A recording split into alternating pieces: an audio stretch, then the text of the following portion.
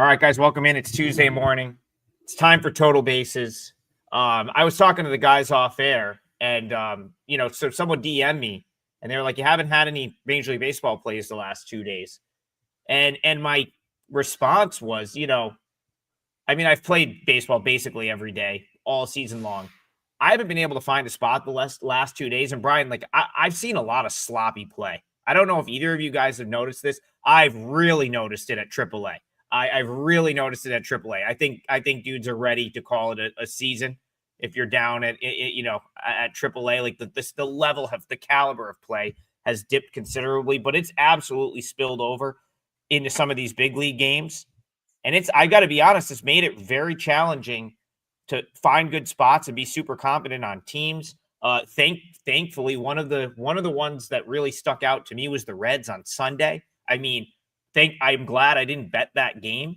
But man, you're in a playoff race, you're playing the A's, and it's just it's bad baseball. And it even spills over to that Reds Cardinals game last night, because that's where I'm going to go to start the show. Have you noticed that as well? Do guys just look tired? Are we really in the home stretch and dudes are just exhausted at this point? Seems to be. There's a lot of ugly baseball out there, and you are right. You just got to try to find the teams that look like they've got something that they're trying for, continuing to play well, and other teams. In fact, there was a game that I used yesterday, the Cubs in Pittsburgh, and Pittsburgh offense looks like they can't wait for the season to end. Luckily, the Cubs stayed under the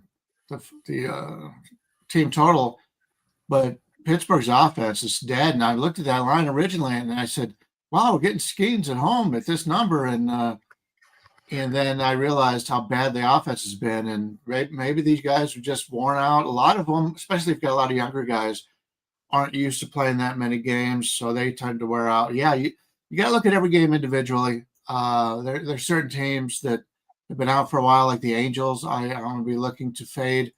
They've got nothing to play for after early in the season. They were surprising people. And yeah, you got to pick every team individually, but there's a lot of bad baseball out there. So go ahead and give us your thoughts on the Reds and Cardinals. Okay, we're looking at the Reds and Cardinals here, and we're looking at Cincinnati, Abbott, and McGreevy going for St. Louis. Abbott's about a 120 favorite here, total on 8. When you look at Abbott, he's had that amazing season. He's had an amazing career, actually. 3 seasons, 3.41 ERA. He's been very good. His whip's a little higher than what you would like at 1.24, but I think he's one of those guys that doesn't. He won't get into the middle of the strike zone and try to blow you away. He's got fastball velocity is only in the 24th percentile, fly ball pitcher in the 9th percentile. So he's going today. He's got that 3.48 expected ERA. He's been very good. He's had there's not many people that have been as consistent as he had on the season. Michael McGreevy, 4.44 ERA, 4.63 expected, 1.23 whip. It's very interesting how his stats show up here on Baseball Savant. His strikeout rate is lousy, 3rd percentile, whiff rate 8th, expected batting average 5th. But yet he doesn't walk anyone. He's walked 3.6 this year as opposed to 2.3% last year. And he keeps everybody, as I said before, he's like a veteran pitcher. He's been around a long time, and yet he's only 25 years old. I believe last time I used him, he got bombed. So I like his overall makeup. I don't trust Cincinnati. Cincinnati at this point, when you take a look at the standings, they're down to 7.7% chance of making the playoffs. I lean St. Louis. That's a team that's continuing to play solid ball every day, and they're under the radar. So I lean St. Louis in this game. $5 Tuesday today, guys, which means we're all putting plays out for $5. Mine's up already. And Wager Talk's doing a special thing today where we can put several multi-plays in one package for $5. So check out what all 3 of us have today. Mine's already up. I'm sure these guys will have something as well. I have a free play up as well. If you follow me on Twitter, you noticed I went to Walmart and got the Apple Fireball yesterday, so I'm in a good mood. Haven't drank it yet here at 6 a.m. in Arizona. Regarding this game, again, if you follow me on Twitter, you saw that I went to the casino yesterday and put a nice little bet on the Reds -1 at +148, which cashed. I liked the Reds yesterday, but as Adam and Bryan both alluded to, sloppy baseball. This game went back and forth, up and down. The Reds were up by 2, down by 1, up by 2. Nobody could hold a lead until the end, where the Reds kind of broke out. My numbers have the Reds favored in almost every category, but just barely, which is the reason why I took them at plus money yesterday.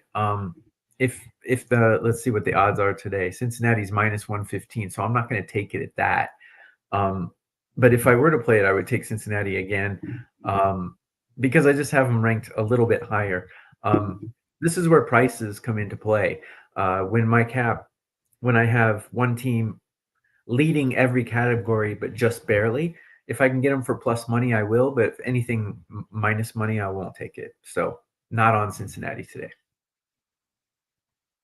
Yeah, I mean, I guess the reason I kind of, framed it like, a lot of teams are just, there's some bad baseball is I had the Reds in mind, thinking like, okay, this is a team that I'm supposed to look at this team and think they're a playoff team because they're 2 games out. If the Mets didn't just fall off the face of the earth and lose 8 straight, none of these teams, we wouldn't be talking about any of these teams in the context of, oh, they might be a playoff team. And I look at the team like the Reds, they're 75-75. They should be better because they have the talent. But this team is as guilty as any in terms of just like brain dead baseball, making a mistake, base running error, throwing a ball into the stands on a routine play. Like that's the stuff. They've been doing this all year. Forget about last few weeks, like getting tired. They've been doing this all year. Going back to Bryan's point, the Cardinals, I feel like are one of the few teams that I've watched over the last month that I feel like give a consistent effort. Yes, they lost last night. I get that. Blown up in the 9th. The Reds got the timely hit and busted that open in the 9th inning. But I look at this game, McGreevy, I like him. I'm personally high on him. I know that there's a lot of blue on the StatCast page. I think he's a guy that's probably going to take a big step into next season. He's someone I want to watch during the offseason because I feel like he's very close. He's been very good at AAA for 2 years. He's been in the system for a long time, and he's starting to figure it out. So he's the type of guy that I think I'm going to really like going into next season. But I think I could stomach him here based on the fact the Reds aren't going to have like their bullpen. I felt like they were going to blow that game on a couple of different occasions yesterday. They don't have a ton of bullpen depth, and they've used some of the better arms, over the course of mostly last night. How many bullpen arms did the Reds use last night, Bryan? Do you have that there by any chance, or I can look it up real quick? I feel like they used a lot of relievers. Yeah, let's take a look at it. If they've updated over here at Fangraphs, they used all 4 of their best relievers last night. Began only 10 pitches, and he didn't pitch the day before, but Santillan's probably not available. Phillips went 17 pitches, and Ashcraft went 19. So a little bit shorthanded in the bullpen, but they shouldn't be too bad a shape. They both will be, though, because that game went so back and forth yesterday. Yeah, specifically Santillan and Phillips, I feel like really like high leverage. Santillan was big sweat. I think he ended up loading the bases and had to get out of a jam. Actually, I think he allowed the game to be tied. Bases were loaded. He got out of it. Phillips had to get some big outs. So I'm on the Cardinals here too. I don't know if this will make my client card. It's certainly on my list. I think they bounce back. I think they have a nice edge in the bullpen today. They're at home. And just like over the last few weeks, they're one of the few teams I feel like have given you a consistent effort night in, night out, whether they've won or lost. I think they're playing pretty good baseball. So they're kind of like one of the teams I want to back at this point. So Cardinals you know what? Let's just do it. This might actually be a client play for me. I'm going to go Cardinals on the money line. We'll get the parlay started early. Bryan, what's the price on that? You're getting them at, let's go about plus 107. Yeah, I mean, the fact that they're plus money right now, I mean, that's terrific if they are. Yeah, let's do that. Plus 107. First parlay league locked in. I think they're going to bounce back here, and I think the Reds are just getting too much love for being 2 games out of the wild card. Like they're only 2 games out of a playoff spot because the Mets decided to lose 8 straight. If they didn't lose 8 straight, this is an irrelevant game, and I feel like the Reds are just getting way too much credit in that regard. So yeah, we'll go Cardinals in the parlay here. Colin, he says, do the Mariners finally catch an L today? He sees runs in that game. Let's go to the Mariners, who have really kind of bounced back. I want to go back to maybe it was about 2 weeks ago, Brian. They were swept by the Rays, and then I think they went and maybe dropped 2 of 3 from the Braves. It looked like my Mariners AL West ticket future was cooked at that point, but they've bounced back nicely. They found a way to get a win in every game in that Cardinal series, all close wins. Coming into today, they are now a half game ahead of the Astros for the AL West lead. And let me go back to, it's nice having a full slate of games, but now I'm losing my spot. We got the Mariners on the road here.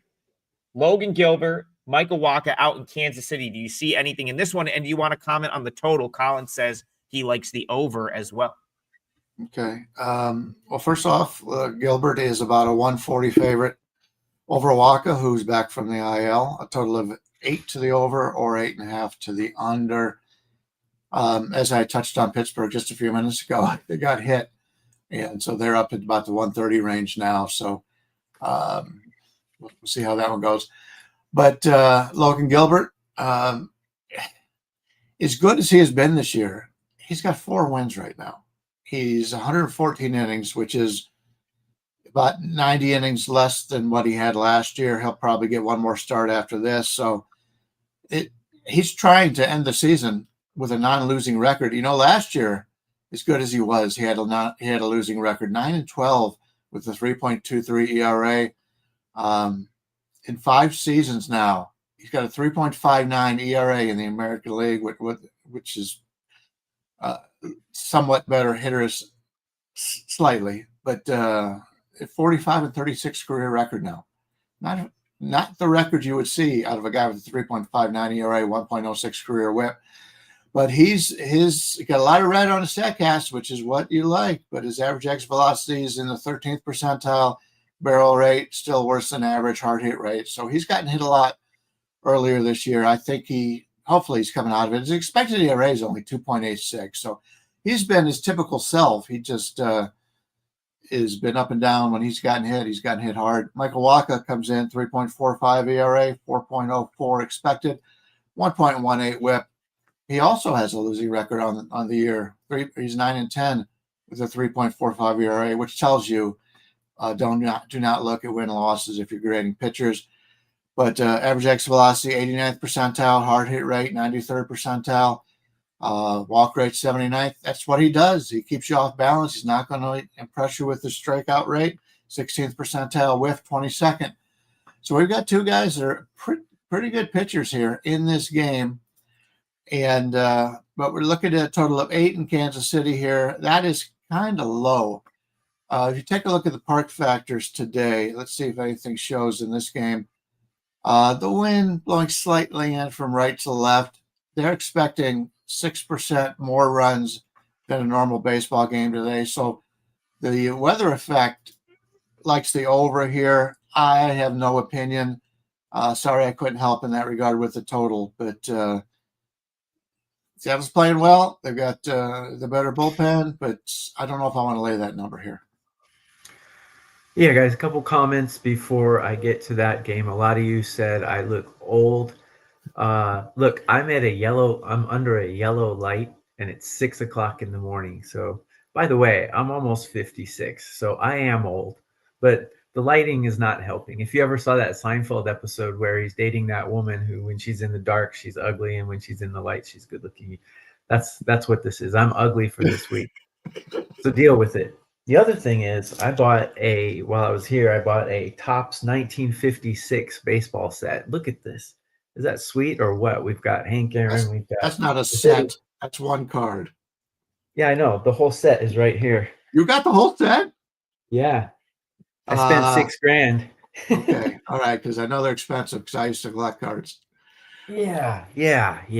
$6,000, but it's worth it. I love this. I just put them in the folder yesterday. I'm in heaven with my Apple Fireball and my 1956 top set. But Yeah, anyway, don't spell a fireball on those cards, will you? exactly. But yeah, I mean, I got the whole set here, man. It's looking good.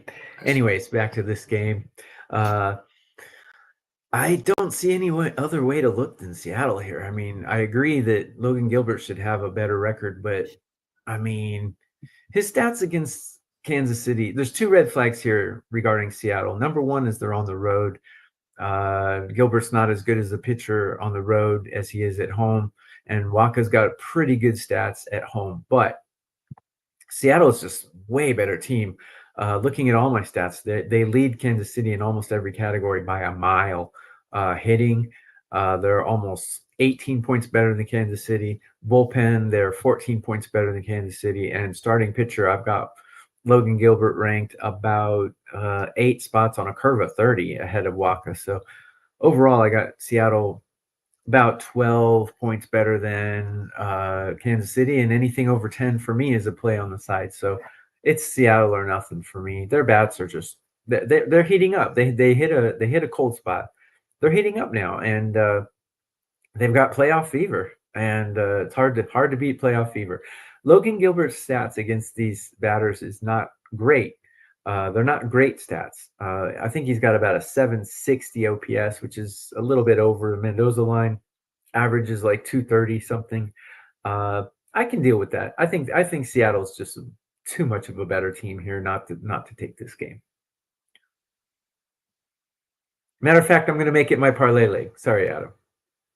That's going to be my parlay leg.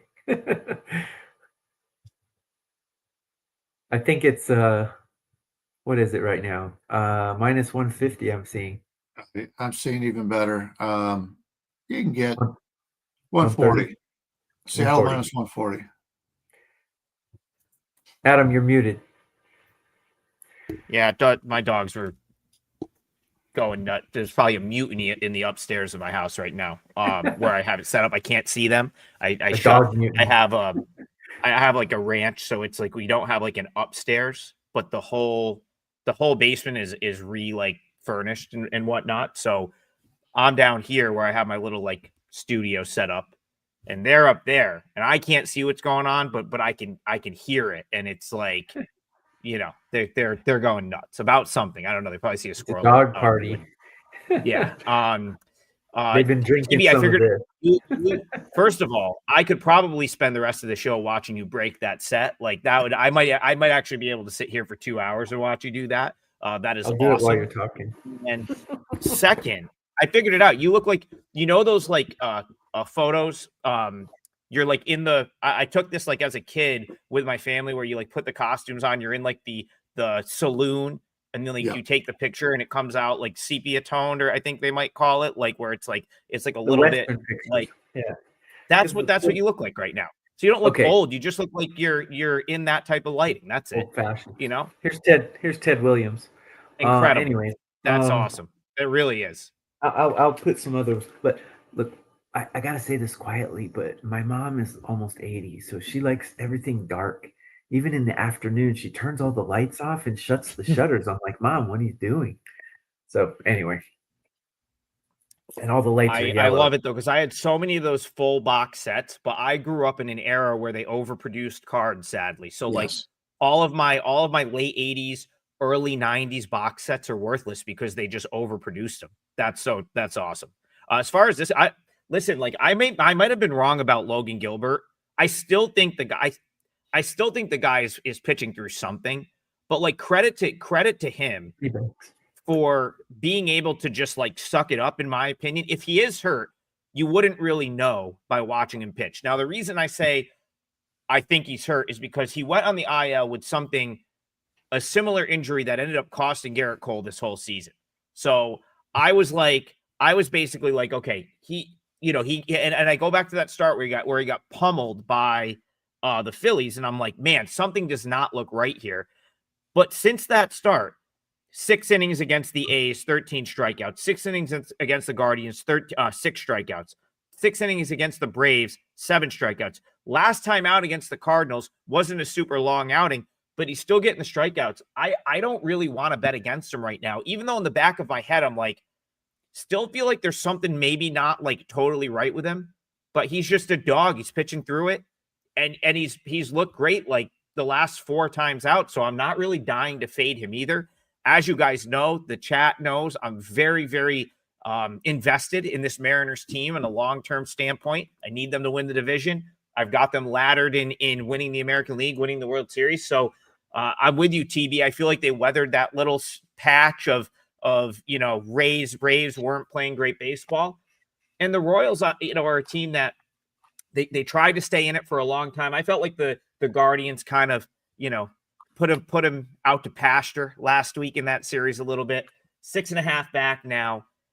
I don't know that there's enough juice on this Royals team to make me want to touch Michael Wacha here. The one thing I will say about him is he does a good job of limiting hard contact. That's the thing that maybe keeps me off the over a little bit in this game. It's like the Mariners, if you can keep them off balance and limit like the big time exit velo, they're not going to hit as many home runs and they're not going to score as many runs. So to go back to Colin's original take, I'm not dying to back an over in this contest because of that.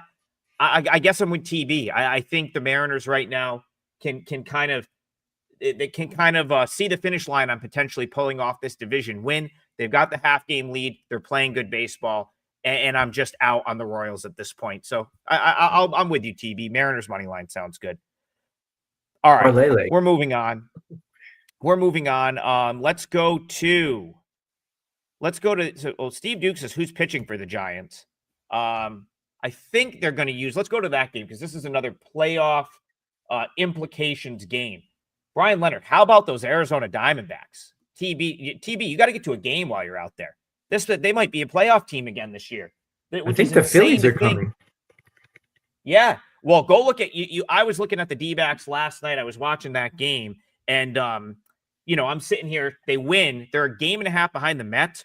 I don't know who put together their schedule, but they did Arizona no favors because I'm pretty sure Arizona finishes with Giants, Giants, Phillies, Dodgers, Padres, and some.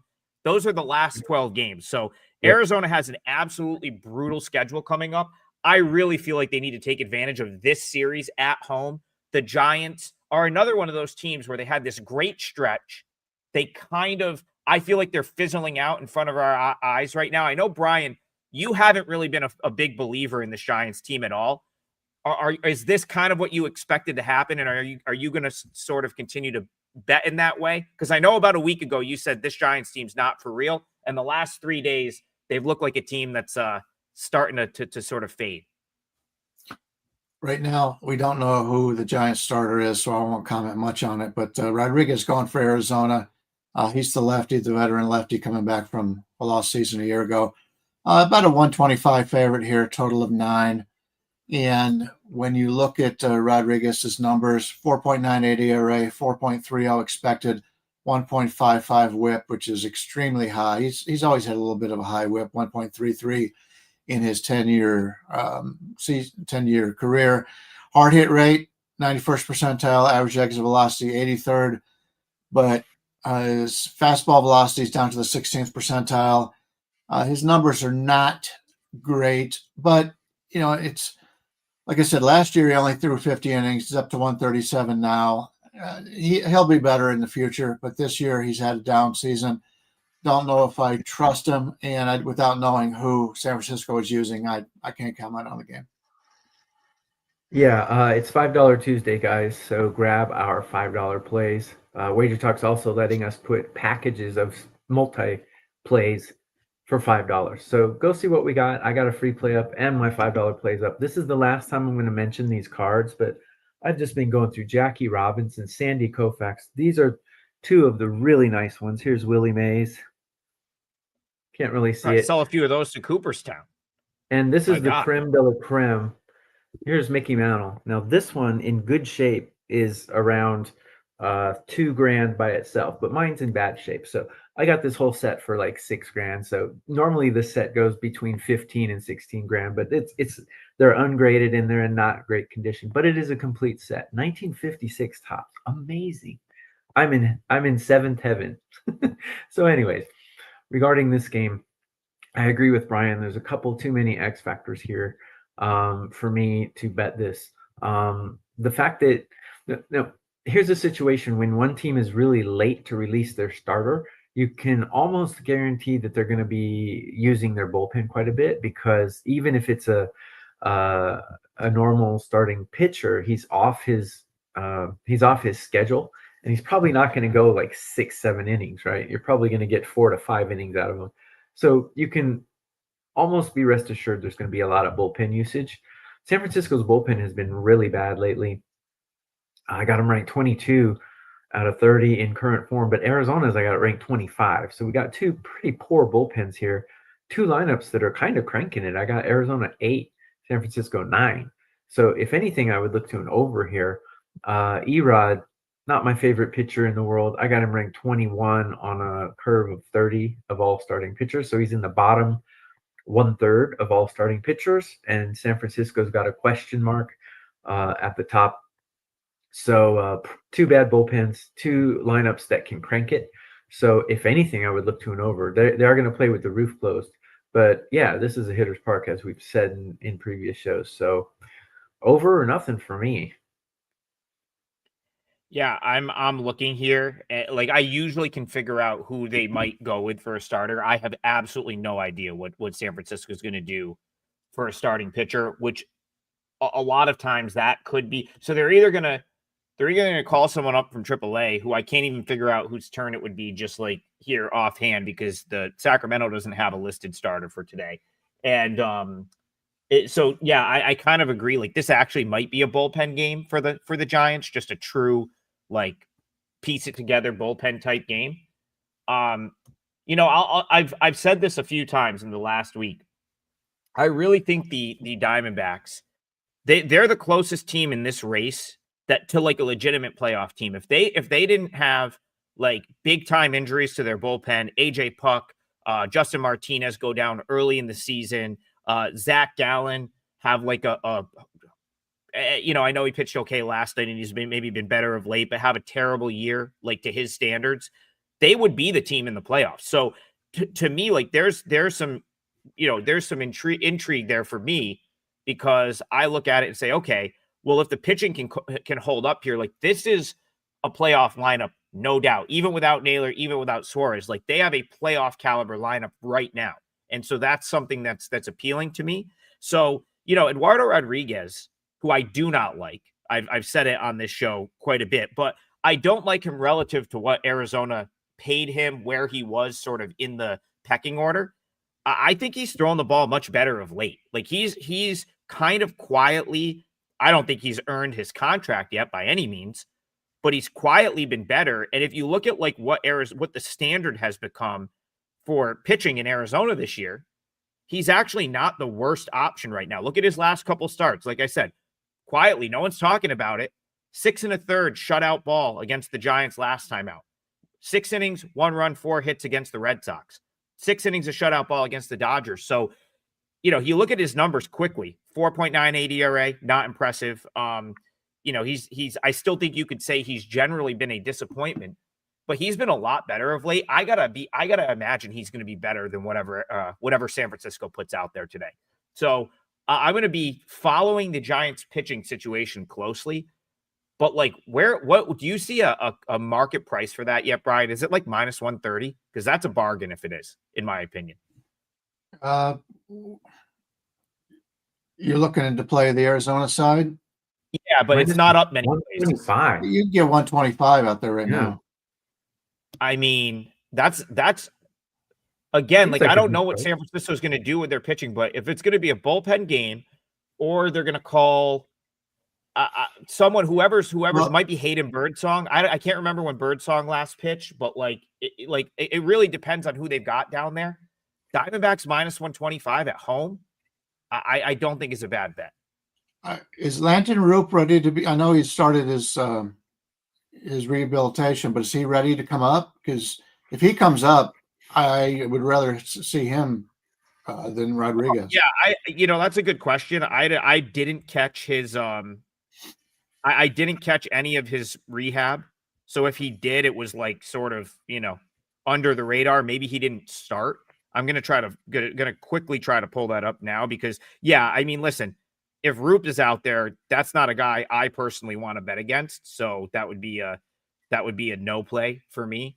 I like him quite a bit, but he has not had a rehab start yet. So he last pitched on August 20th, and he has not made an appearance yet. I think if they were to throw him back out in the mix, sometimes you'll see teams do this where it's like if they've only been out for a couple of weeks, they won't have a rehab outing. They'll just put him out there. I think I would fade him in this scenario, having had no rehab outing at minus 120 or minus 125 for the home team. So that's one I'll have my eye on as well for a potential client play today. I've already put my play out in the parlay, so I'm not going to change it, but I do like the Diamondbacks there. Okay. Do the early game at 1, Nationals and Braves. Yeah, we'll talk about this thrilling doubleheader. At least we have day baseball on a Tuesday, Brian Leonard. Not exactly the most meaningful day baseball, but hey, like I've always said, if there's a game, we're sports bettors. The Nationals Braves at 1 p.m. on a Tuesday, game 1 of a doubleheader, can be just as meaning as World Series Game 7 to us. So it gets the same treatment here on total basis. I will just throw it over to you for a general comment on the doubleheader. Game 2 is the matchup that looks to be set in stone with Chris Sale and Mackenzie Gore. Any Braves national thoughts for you in either game today? Well, I think they have Suarez, the lefty, going against Irvin. And when I see these two together in this ballpark in game 1, let me check the quick weather report. They're expecting 4% more runs in this game. The wind is blowing in from right field to left a little bit towards home plate. So, but my first thought was be the over. We're looking at 9 minus 115 or whatever. That would be the way I would treat that one. The second game was Sale. We talked about this the other day. The 5 and flies. These guys that aren't going to the playoffs, like a Chris Sale and some of these other ones, for these teams that aren't going to be going to the playoffs, they're going to do these 5 and flies, and that's basically what Sale did last time. He's going up against Gore, 2 lefties, probably the 2 best pitchers on the teams, but I wouldn't expect more than 5 innings out of either one of them. The total in this game is 7, so we got a big 2-run differential based on the starting pitchers in these games. I wouldn't bet under. Not in Washington, with the way that Atlanta's offense can hit. Even though they've got a lot of guys that going through the motions, at least right now, that are just wait for the season to end. So I probably have nothing on this doubleheader, and I never play the second game of the doubleheader early until I find out who's used in the first out of the bullpen. Yeah, guys, $5 Tuesday, go see what we got. Wagertalk.com, free plays galore, $5 packages up for almost every capper. I just went 4-0 in KBO. If Samsung finally held on to win that, so I was pretty happy about that. Yeah, Hama, SSG, and LG's team total over. I won all those plus Samsung, so nice. It was a good night. Regarding this game, I'm not going to bet the first game because the pitcher's not decided for Atlanta. Jake Irvin's not my favorite guy, but if you look at his numbers against Atlanta, he's got pretty decent numbers against them. So it's not an auto fade Jake Irvin day, I don't think. Looking at the second game, we got Sale and Gore. Gore, man, he was Cy Young candidate in the first half of the season. He's just fallen off a cliff in the second half. Chris Sale is always going to be Chris Sale, even though he gets up there in age. He's a dominating pitcher. Batters hate to face him. He's kind of like Randy Johnson. Batters just hated to face him, and they hate to face Chris Sale, even in his older age. He's much better than Gore. So if anything, I would take Atlanta in game 2, but let's see what the price is. Probably like minus 200 or something ridiculous. 185. Well, 185 is in the realm where you could actually do a -1 and get maybe a minus 150 to take Atlanta. The thing is, Washington's been hitting the ball really well lately, even though, like Brian said, they're just going through the motions, finishing out the season. But I got them ranked number 8 in hitting in MLB. Yesterday, I lost their team total. I had them over 3.5, and they just got to 3 and died. But I think they're a pretty decent hitting team. You maybe take Washington's team total in game one because Atlanta's bullpen's playing pretty well, but we don't know who they're going to start. They might get their bullpen stretched out. It's a 2-game day. If anything, that's where I would go, but I'm kind of with Bryan here. I'll probably not bet either one of these games. I think Brian, you said it's likely Jose Suarez, former Los Angeles Angel, in game one. That's what I thought too. I would on our website, odds logic. So yeah, it makes sense. He's been starting games down at Gwinnett for them. I actually, so assuming that's the case, which I do think we can assume that correctly at this point, I like the Braves in game one. He's thrown it well down at, for the most part down at AAA. So just quick briefing on his season so far. He was coming out of the bullpen for the Braves early in the season, couple outings, looked really good, got hurt, was hurt. Went back down to Gwinnett to start, got hurt, had basically went back to I think he was rehabbing down in A-ball for the beginning part of August. So he's only been back starting games in AAA since late August, but I watched the start against Norfolk, was pretty good. I think 6 shutout innings in that game. He has been, so the reason I point that out is he was a reliever for them for a little bit, starter, got hurt, kind of building his way back up. His last 3 starts, which I would consider normal starts for the AAA squad, 6 innings, 3 hits, no runs, 6 strikeouts, no walks. That's pretty good. Against Durham, 6 innings, 2 runs, 5 hits, 8 strikeouts, no walks. Not bad. And then last time out against Nashville, 5 innings, 3 runs, 7 strikeouts, 2 walks. Pretty good. It's not terrible. That is, those are good numbers right there in 3 starts at AAA. I feel like he's throwing the ball well. And Nashville. The Nationals are very much AAA lineup right now. I mean, this team is no better. Their lineup's no better than a lot of. I mean, it's what 6 or 7 of these guys could easily be at AAA. Yeah, you've got a couple of veterans in there, but this is not a lineup that I think strikes much fear into the hearts of anyone. And then the second thing is they haven't really hit lefties well this year. So I think the Braves actually have a pretty substantial edge in game one. How much do they care to go play a road doubleheader in DC? Well, that you're going to have to decide. I don't know. This is a team that I talked about 2 weeks ago, maybe not caring at all about these last couple weeks. But if you're just going off straight talent, I'd much rather have the Braves and Irvin in this first game. I'm sorry, the Braves and Suarez in this first game than the Nationals and Irvin. And who knows, maybe the line will come down 30 cents and I can actually bet it.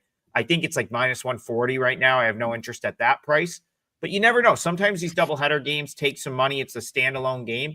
If someone out there were to decide to bet the Nationals, I'd probably play back at that. So this is one that I'll have my eye on as we get closer to post. If I could get minus 125 on the Braves, I'd probably take it. At minus 140, I have no interest. But Wolf Eyes Gaming TV, that's my take on the day game because you asked for it. So, all right, Markinson. Yeah, let's talk about this one. Jays Rays. I watched last night. That was awesome. Trey is savage. My God, he may be the key to the Blue Jays winning the American League this year. That was extremely impressive. I totally did not expect to see him out there for 6 innings last night. That was the Braves kind of slow rolling everyone because they had not pushed him that far at AAA in a couple of weeks. After the 5th inning, John Schneider went to Trey Savage, and this is a quote from one of the Blue Jays beat reporters, asked if he was ready to be a big boy and go out for the 6th, which he was, and he was dominant. So just an awesome display. And if you're looking at futures or who might win this thing, the Blue Jays, if they could throw you Savage at the back end of those games, if they think he's got the guts to go out there in the 8th and 9th inning and throw that split finger for a strike, no one's hitting it, Bryan Leonard. That's one of the most impressive pitches I've seen this year from any pitcher. Just straight up. If he could throw that pitch at the bottom of the zone for a strike consistently, no one will hit it. Promise you. It's that good. And then the Blue Jays end up walking it off. You could have got the Blue Jays yesterday. I think we talked about it on the show. Rays took some money. You could have got the Blue Jays at minus 125. They end up walking it off in extras. Now they've won 5 straight. They come out, and it looks like we've got Berrios and Pepio here. So anyway, that was just me making sure. If you haven't seen it, go to Rob Friedman's page, go to Pitching Ninja, and just watch all 9 of those Trey Savage strikeouts. Very, very impressive stuff. But today it's Berrios and Pepio, less impressive from the pitching standpoint. How are you seeing this one? Yeah, Bryan has talked about today being $5 Tuesday. I do have a play up in college football for Saturday. I really like. I've got that up for only $5, $25 if you wait after midnight tonight. Brandon was showing the baseball cards, and he showed Al Kaline. And when I was growing up, Detroit had a pretty good team, a lot of star players, Norm Cash and all. And I always thought Al Kaline had a side job or he made batteries because of the alkaline batteries. So for years, I go, man, that guy's raking in the money. Getting to the game, we got Berrios and Pepio. It's basically a pick 'em, 8.5, and in my opinion, it should be a pick 'em. Berrios is a guy that gets it done. 9-5 record after 3.99 ERA, 4.75. Always underperforms his. I wouldn't say always, but the majority of his career, he's overperformed his expected ERAs. But he's got a lot of blue on his website for his rankings. His barrel rate, only in the 10%, is a concern. This is pretty good hitter's ballpark for being a minor league ballpark. And I guess they're going to be back in the trot next year. They've reinforced the roof, and so they'll get back to their better pitching environment there. But Pepio's going for Tampa Bay, 3.59 ERA, 3.96, 1.13 whip. His numbers are better than what he has been this year. I've been a little bit disappointed by him. His extension's very good, but his barrel rate, his walk rate, his hard hit rate are all somewhat concerning in the bottom 3, 33% of the baseball, bottom 67%, I guess, in baseball. So yeah, it's 2 guys here, and I think the line's correct. I didn't have anything on this game, so I'm not going to waste any more time. Yeah, Savage, great game. He probably felt quite at home in that minor league ballpark that they were playing in yesterday. I love watching the highlights from that ballpark, man. It totally looks like a minor league game. How can a rich league like MLB allow this stuff to happen? It's so ridiculous. 2 teams playing in minor league. I know the A's and Tampa. It shouldn't happen. NFL would never let something like that happen, but this is baseball. But anyway, I digress. So Pepio taking on Berrios today. Pepio's got really good stats against these Blue Jays, but Blue Jays are just raking. They have been raking for almost 2 weeks straight. Got them ranked number 2 in all of MLB in run production. But I have Tampa ranked higher than the Blue Jays in almost everything else, including bullpen and starting pitching. I got Pepio on a curve of 30, ranked 12, where I got Berrios ranked 23. Now, I like Berrios. People are going to say you're pronouncing his name wrong. Okay, Berrios. But anyway, he used to be one of those Iron Men who I love to bet his outs props on, but he's kind of fading away from being that guy. His stats against the Rays are not bad. He's right around the Mendoza line, 750 OPS and a 235 average against. Looking at his game log, he rarely goes 6 innings anymore. He's not that guy anymore. If anything, I'd like to play the Rays, but I can't. I don't know why I can't, but something inside me is saying don't do it. Probably because the Jays lineup is just so power-packed, and they're on such a roll. Hard to bet against a lineup that's just crushing like that, even if the other team has almost every advantage. So it would be Rays or nothing for me, but I'm not going to do it. This is probably my strongest total opinion of the day. I like over here. I'm with Bryan in the respect that like Pepio is the starting pitcher of the 2 that I prefer. Have no issues going against Jose Berrios at this point. I think his profile suggests, more runs than less, at least the rest of the way. He may be a guy that I target for a fade in a playoff start I'm assuming they're going to start him in a playoff game. So I'm fine with playing against him. There's, the Rays used some bullpen arms yesterday. So, it's a game that went extra innings. So maybe some runs late on the end of this game. TB makes a great point. The Blue Jays 1 through 9 is as tough of a lineup to navigate as there is. So you're up against what I consider to be one of the elite lineups in Major League Baseball. You're in a park that's small, that will give up the cheap homer. Certainly not the Trop when it comes to, how the ballpark plays. So I think that helps to the over as well. And again, like Bryan said, like Pepio has just not been the guy that I think we expected him to be this year. Gives up high exit velo. Like there's just like, I don't think the Jays won't be able to do something off of him. So when I look at this game, I see, maybe, and the other thing here that the Jays, what are they? They've won 5 straight games now. Their lead in the American League, I don't have it right here, but it's got to be at least 5 games. 5. You're not going to see them stress out all the leverage arms. Like it's just, this could be like a little bit of a free for all. I think at the end of the game, after a 2-1 extra innings type game yesterday, that you're getting like the key number of 8.5 here at reduced juice, I think makes that a good over bet. Both teams get to 4, you've got a winner. And I don't see either of these pitchers completely going in and wiping out the other team. TB's right about the Blue Jays lineup. They'll get something here. And I just have no faith in Barrios going like 6 innings and not giving something up to the Rays in this ballpark. So I like the over 8.5 is the way I would play this one. Go ahead, Bryan. We're getting a little bit later in the show. I've been giving out a lot of games, which I don't have much of an opinion. If you don't mind, I'll give out my parlay leg here. I'm going to take a look at the Cleveland-Detroit game. Detroit's going with Joey Cantillo, a lefty, against Casey Mize. Current line's about a 140 for Detroit, total of 8 to the over a little bit.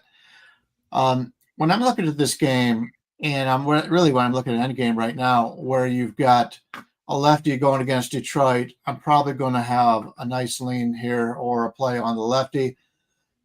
Right now, Detroit over the last 14 days has a 92 WRC plus, while Cleveland is 105. So Cleveland's hitting a little bit better. But the main reason why I like this is because if a lefty is going, that means, although Parker Meadows did bat last time a lefty pitcher went, he did bat 8th in the lineup. He's been batting leadoff against righties. So I would expect him to sit out this game. I think Meadows sits out the starting lineup. Carpenter sits out the starting lineup, and Colt Keith sit out the starting lineup. And in their place, you'll get Javier Baez, Andy Ibanez, and Jamal Jones. That's a big drop-off. And that's one of the reasons why I like Cleveland in this game. Joey Cantillo on the season, 3.36 ERA, 3.61 expected. In fact, last year had a 3.83 expected. It was much better than what his ERA was in the game. He's not going to blow you away with his fastball or his chase rate, and he does walk a little bit too many people with the whip in the 130 range.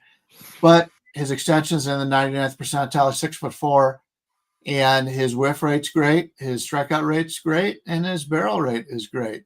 I wish he threw one more pitch. They'll probably have to develop that as the season goes on in the offseason. But I like him. And he matches up to me. He matches up pretty well to Casey Mize. Casey Mize comes in with a 14-5 record, but he's got that 3.83 ERA, 3.77 expected, 1.27 whip. I've got these guys pretty much in the same range. I actually have Cantillo slightly better. So we've got a slightly better pitcher that happens to be a lefty, which Detroit loses 3 of their better bats because of that. And you're getting Cantillo here in the plus, anywhere from plus 118 to plus 123. And money has come in on Detroit, so I'm bucking the early line here. But I like Cleveland. Cleveland's playing really good. They've won 9 out of the last 10 games. Detroit's 5-5. Cleveland has 6 or 7 games left with Detroit, and they trail Detroit by, I think, 6.5 games. So I don't expect Cleveland to sweep the entire 2 series, but they can put a scare into Detroit here, and they're still only 3 games out of the wild card. So Cleveland's pretty confident in it. I don't think they're going to make it, but as long as the players are talking about it, that's what I want to look into. And Cleveland over the years has been very good against divisional rivals, as Detroit has been. So I like Cleveland here. You're getting them. Let's play them at plus 121 right now. Totally agree with Bryan on this one.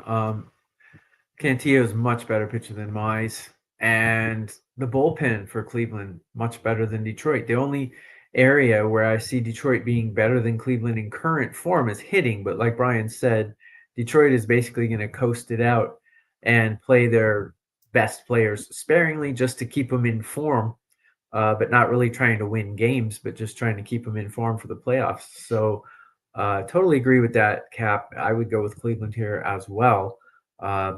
Only way to go, in my opinion.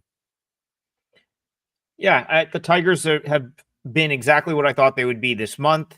It's an open tryout. AJ Hinch is trying different things out with his lineup, with his, with some of the guys he's been able to get on the roster from AAA. Really, he's just trying. This is exactly what I expected the Tigers to do in September. Play roughly 500 baseball because they're still a very good ball club. So that's the thing. Even when he's going to experiment with stuff, they're still going to win half of their games because they're just a good ball club. But what do they need? Why would they need to do anything different? They've got a stranglehold on the division. They've already won it. There's really, so yeah. And Carpenter probably out. Maybe you see I don't know, someone like Jahmai Jones get to play. This is what I'm talking about. You're going to just see guys rotated in and out. And so pretty much my rule right now, there's zero chance I'm going to lay any sort of price with the Tigers the rest of the year, because I just don't think you're going to get that killer instinct from the way the game is managed type thing. Now, when you get to the playoffs, AJ Hinch is the biggest killer in that regard. He's going to know exactly how to set up a playoff roster to optimize it.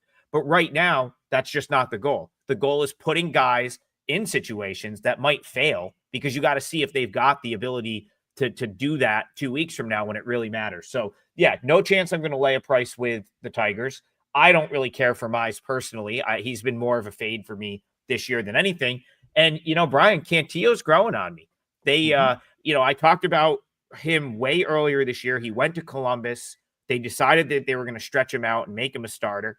And I've been mostly impressed with what I've seen from him since he's come back up. Gets a lot of swing and miss. I think he's a guy that is definitely sort of on my play on list. If I don't want to fade him. Let's put it that way. So yeah, I can't really argue with a plus price on the Guardians here, especially with how they've played. 9-1 over their last 10 games. They clearly have some momentum. So why not sort of ride it while it's going good, right? That's how September works for some of these teams. You look at a team like the Giants. Well, they lost that energy now. Maybe it's time to fade them. But when they had it, it was one win after the other. That's what the Guardians are right now. 4 straight, 9 of their last 10. Huge game for them. I don't mind the plus money here at all. You said plus 121 roughly on that? 121. Yeah, you can get 123 or 124, but 121 is pretty well right there. All right, let's hit one more game, and then I will recap the parlay at the end since it's locked in. I guess we'll talk about this one because there's some folks that have brought up Phillies Dodgers. It looks like Colin likes the Phillies. I was kicking myself. That was if that was probably the one I was closest with yesterday for a Major League Baseball play.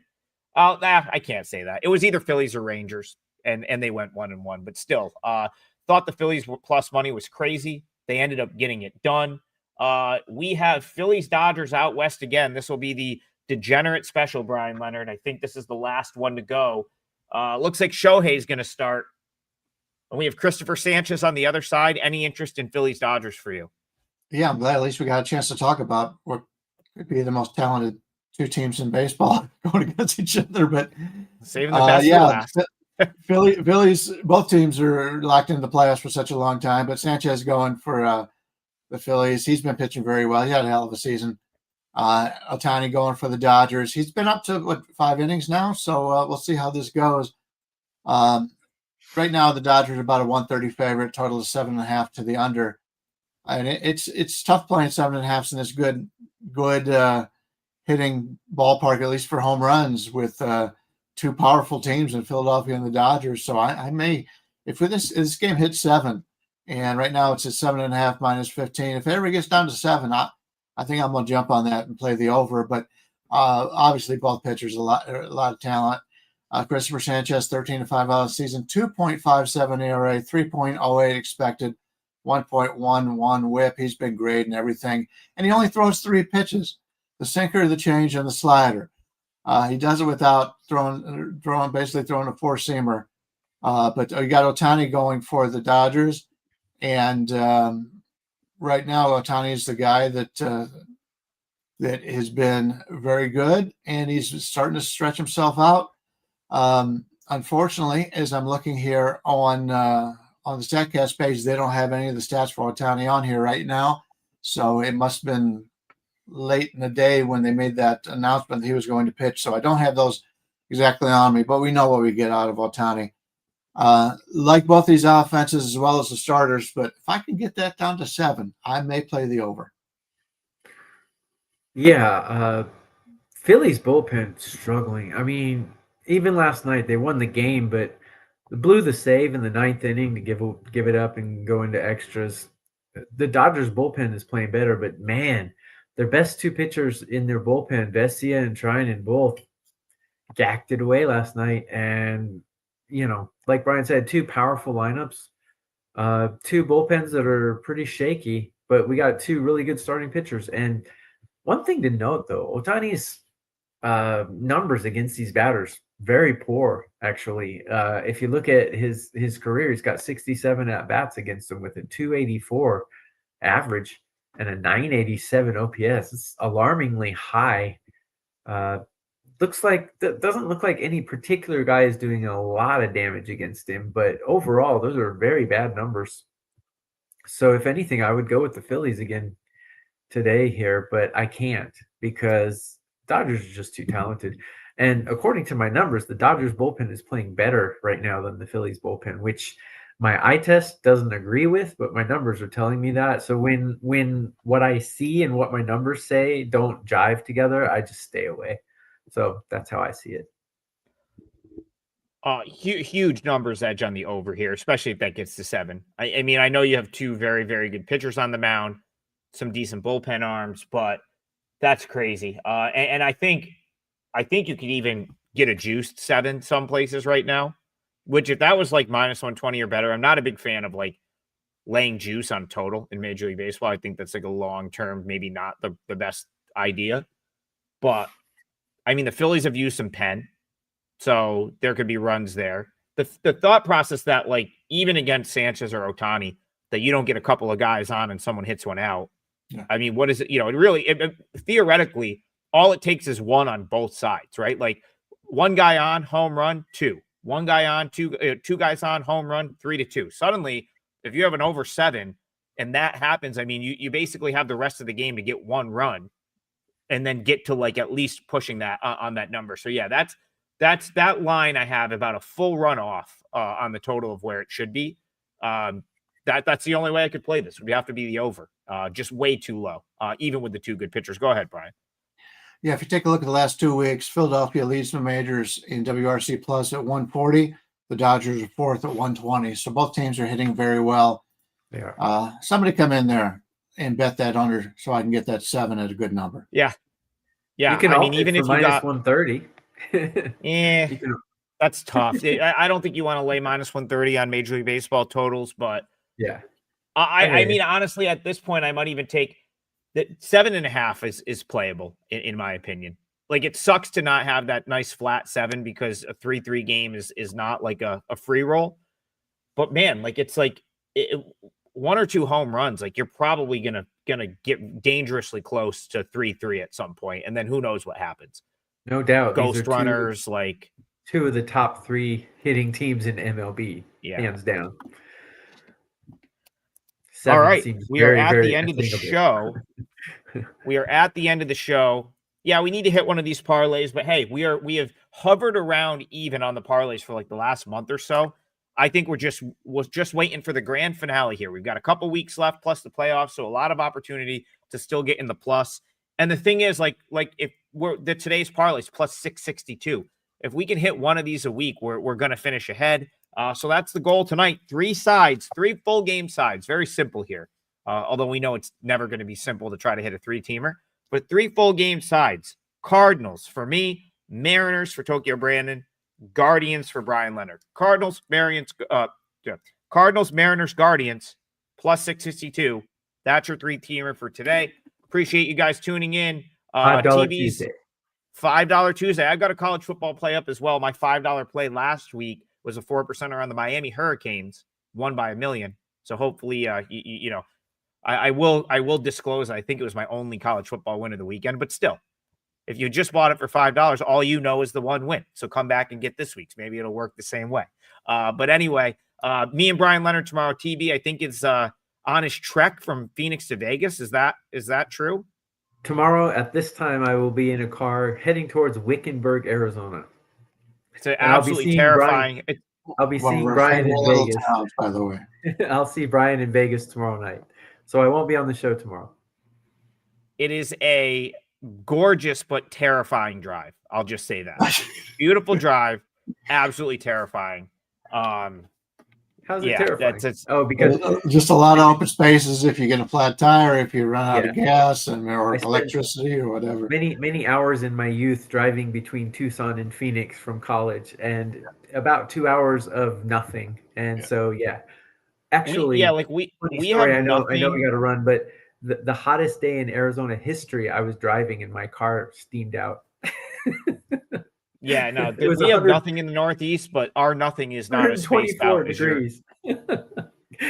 Yeah, our nothing's not as spaced out as your nothing out on the West Coast. Let's put it that way. So again, one more time, the parlay: Cardinals, Mariners, Guardians. That's a 3-teamer plus 662. Hopefully, it gets us back in the plus. And $5 plays all day, multiple $5 plays. Check the site out. If you missed any of the show, head on over to the Wager Talk YouTube channel for the replay. Give us a like and a subscribe while you're over there. Maybe drop a comment. And we'll see you guys in the morning for more Total Bases. Have a good day, everyone.